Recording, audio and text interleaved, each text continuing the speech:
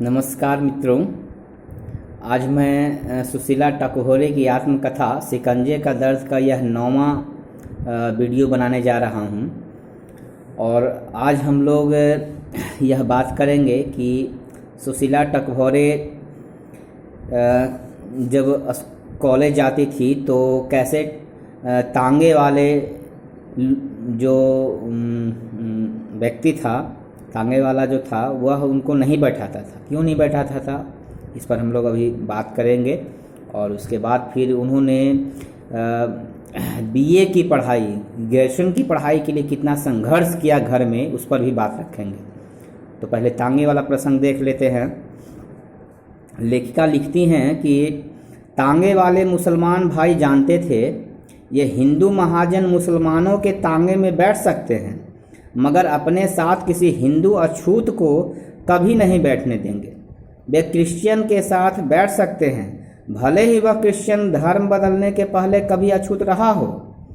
हिंदू धर्म की अछूत हिंदू धर्म की सीमा के अंदर ही थी।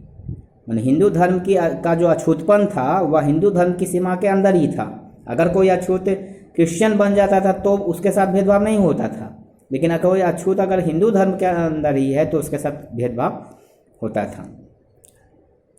गांव के मुसलमानों ने हमसे जाति भेद नहीं माना। उनके घर जाने पर वे अपने बर्तनों में ही चाय पानी पिलाते थे और बहुत ही अपनेपन भाईचारे के साथ मिलते थे। तांगे वाले मुझे देखते ही निकल जाते। तब तांगे वाले पर नहीं, लोगों तांगे में बैठी सवारियों पर मुझे बहुत गुस्सा आता था। परीक्षा के दिनों में इस तरह देरी होने पर ऐसा गुस्सा आता कि उन सवारियों को पत्थर उठाकर मारूं, लेकिन बस सोच कर ही रह जाती थी, क्योंकि वो कर भी नहीं सकती थी ऐसा। लेकिन सोचने वाली बात है कि दूसरे धर्मों के साथ जो है वो जो कुपमंडू बेवकूफ़ किस्म का जो हिंदू समाज था, हिंदू लोग थे, वो तो बैठ सकते थे, लेकिन एक लड़की के साथ, एक अछूत लड़की अगर उस तांगे पर बैठ गई तो माना जाता था कि वह पूरा टमटम छुआ गया और उस पर जो है सवर्ण लोग अब बैठेंगे तो लगता है उनको नरक मिलेगा, वो जो है पाताल लोक में समा जाएंगे। ये मानसिकता लेकर के जो है वो चल रहे थे। तो लेखिका कह रही है कि उस समय बहुत गुस्सा आता था, और ख़ासकर परीक्षा के दिनों में जब मुझे नहीं बैठने दिया जाता था और उसके कारण मुझे लेट हो जाता था। संजोग से अगर कोई बैठा भी लेता था तो अगर कोई सवर्ण व्यक्ति मुझे पहचान लेता था तो वह तांगे वाले को जो है डांटते हुए उस तांगे वाले पर तांगे में नहीं बैठता था कि तुम किस ढंग के अछूत लड़की को बैठा लेते हो जैसे तैसे को। ये स्थिति जो है समाज की थी, दलित समाज की थी।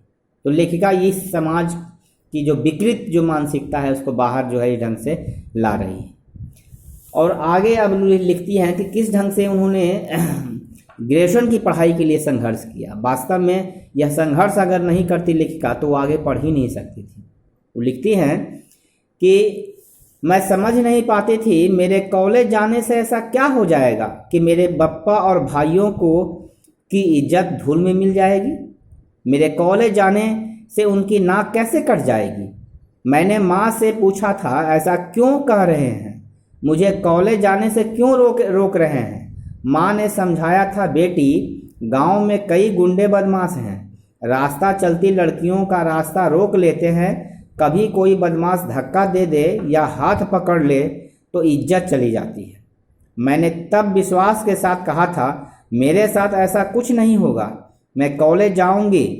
कॉलेज नहीं भेजोगे तो मर जाऊंगी, खाना नहीं खाऊंगी, पानी नहीं पीऊंगी, कुछ काम नहीं करूंगी, घर का सब सामान तोड़ फोड़ डालूंगी। वाह, माँ का सब सामान तोड़। और माँ और नानी की इच्छा थी कि मैं कॉलेज जाऊं, आगे और पढ़ूं, मगर पिता और भाइयों के सामने उनकी एक नहीं चल रही थी। मैंने खाना छोड़ दिया, पानी को भी हाथ नहीं लगाया। पानी ना पीने से घबराहट होने लगी, तब पानी पी लिया मगर खाना नहीं ही खाया। मुझे उल्टियाँ होने लगी। घर के सब लोग खाना खाने के लिए मनाते रहे। मैंने दृढ़ निश्चय के साथ कहा था मैं खाना नहीं खाऊंगी, पहले कॉलेज में मेरा एडमिशन कराओ तब मैं कुछ खाऊंगी। ये दृढ़ निश्चय के साथ वो टिकी रही। माँ पिता और भाइयों के हाथ जोड़ती रही, पैर पड़ती रही, लड़की मर जाएगी, कॉलेज में नाम लिखा दो, कुछ गलत नहीं कर होगा। पिताजी सहमत थे मगर चुप थे, वे भाइयों को कुछ नहीं कह सके। मेरी हालत देखकर शंकर भैया को दया आ गई। बड़े भैया ने भी जिद छोड़ दी। तब माँ ने मुस्कुराते हुए एडमिशन फीस के रुपए शंकर भैया को दिए थे। भैया ने कॉलेज में मेरा एडमिशन करवा दिया। यह बात मेरे जीवन में बहुत स्मरणीय है। 11वीं मैट्रिक के बाद मेरे आगे की पढ़ाई पूर्ण रूप से रोक दी गई थी। मैंने इस तरह कॉलेज में एडमिशन करवाया था।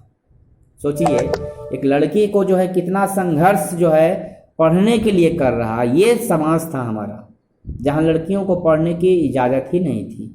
बहुत हुआ, बहुत मुश्किल से 7वां 8वां 9वां 10वां बहुत मैट्रिक तक पढ़ा देते थे, उससे ज़्यादा कभी किसी को नहीं पढ़ाया जाता था। ये अपर कास्ट के लोगों में भी ये स्थिति थी। दलित की तो ये भी बुरी स्थिति थी, जिसमें महिला लेखिका कम से कम कह रही है कि मेरे जिद के कारण मैंने आगे पढ़ाई की, खाना पीना सब कुछ त्याग देना पड़ा, तब पढ़ाई मैंने हुआ। उनको उनके घर वाले जो राजी हुए, नहीं तो ये माना जाता था कि भाई रास्ते में अगर कोई लड़की को छेड़ देगा, कुछ पकड़ लेगा हाथ वूथ, तो इज्जत चली जाएगी। अब दोस्त पकड़ने वाला का है तो सजा उसको मिलनी चाहिए, लेकिन सजा मिल रही है, मिलती है किसको? तो लड़कियों को, कि तुम क्यों उस रास्ते से गुजर रही थी, तुमको मुड़ी नीचे करके चलना चाहिए था। क्या क्या नहीं कहा जाता है लड़कियों को, और उन्हीं को टॉर्चर किया जाता है, जिसके कारण वो खुलकर बताती भी नहीं है घर में। लेखिका भी कह रही है कि कई बार एक रास्ते में मुझे मिला, लेकिन वो जो घटना घटी तो मैंने बताया नहीं, इसी डर से नहीं बताया कि कहीं मेरी पढ़ाई नहीं बाधित कर दिया जाए। तो ऐसा नहीं होना चाहिए। समाज इतना खुला होना चाहिए और पढ़ाई लिखाई जो है सबके लिए बराबर होना चाहिए। लड़कियां भी माँ बाप का रोशन करती हैं, नाम रोशन करती हैं, जरूरी नहीं है। मैं तो ये मानता ही नहीं हूँ कि लड़कियों को हमेशा शादी करके जो है ससुराल ही चले जाना चाहिए। क्यों चले जाना चाहिए? क्या जरूरत है कि ससुराल? हो सकता है लड़का भी नैया उन्हीं वहीं आकर रहे, या ये भी हो सकता है कि भाई अब दोनों नौकरी कर रहे हैं तो दोनों एडजस्ट करें, कहीं तीसरी जगह रह सकते हैं वो। लेकिन यह एक परंपरा के रूप में मान्यता दे देना कि लड़की ही लड़के के पास जाके रहेगी, यह बिल्कुल गलत बात है।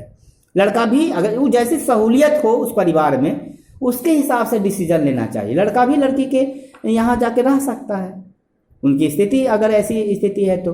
नहीं तो दोनों काम करने की इच्छुक हैं, काम करते हैं, तो तीसरी जगह भी रह सकते हैं। तो मुझे लगता है कि इस सोच में बदलाव करने की जरूरत है। नहीं तो सुशीला टकभौरे जैसी लड़कियां तो कम से कम जिद के कारण पढ़ गई हैं, लेकिन ऐसी बहुत सारी लड़कियां हैं जो अपने माँ बाप के सामने घुटने टेक देती हैं, समाज के सामने घुटने टेक देती हैं। नतीजा ये होता है कि वो पढ़ नहीं पाती हैं। तो और अब आगे जो है लेखिका लिखती हैं, एक जगह जब उनके विवाह की बात आई, बाद में ग्रेजुएशन उन्होंने कर लिया तो विवाह उनका होने का प्रस्ताव आया। तो विवाह कैसे हुआ